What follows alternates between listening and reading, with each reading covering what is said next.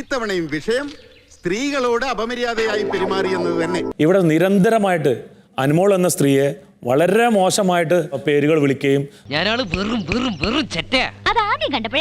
സംസാരിക്കുകയും വളരെ മോശമായിട്ട് പെരുമാറിക്കൊണ്ടിരിക്കുന്നത് നെവിനാണ്. തറവാട്ടി പറഞ്ഞ പെമ്പിള്ളാർക്ക് വഴി നടക്കാൻ മേലെന്ന് വെച്ചാൽ ഇവനൊന്നും നമ്മളെ പോലെ സംസ്കാരമുള്ള കുടുംബത്തിൽ പറഞ്ഞവരല്ല കരിമിക്ക. ഒരു ദിവസം ഉച്ചക്കുള്ള ഫുഡ് തന്നത് 5:30-6 മണിക്കാണ്.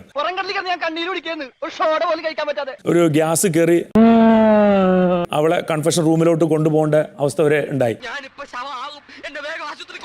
ടാസ്കിൽ കോൺസെൻട്രേഷൻ ചെയ്യണം എന്നുള്ളത് അക്ബർ പറയുന്നത് വെറും തെറ്റിദ്ധരിപ്പിക്കണം. ലാലേട്ടനെ പോലും തെറ്റിദ്ധരിപ്പിക്കുന്നതാണ്. എന്നെ പൊട്ടനാക്കണോ? അതാക്കേണ്ട കാര്യമുണ്ടോ? നെവിൻ പറഞ്ഞത് എന്താന്ന് വെച്ചാല്, അവൻ എന്ത് പറഞ്ഞു? പറഞ്ഞതോ ഇന്ന് നിങ്ങൾക്ക് ഒരു കറിയേ ഉള്ളൂ, അതും കൂട്ടി നിങ്ങൾ കഴിച്ചാൽ മതി.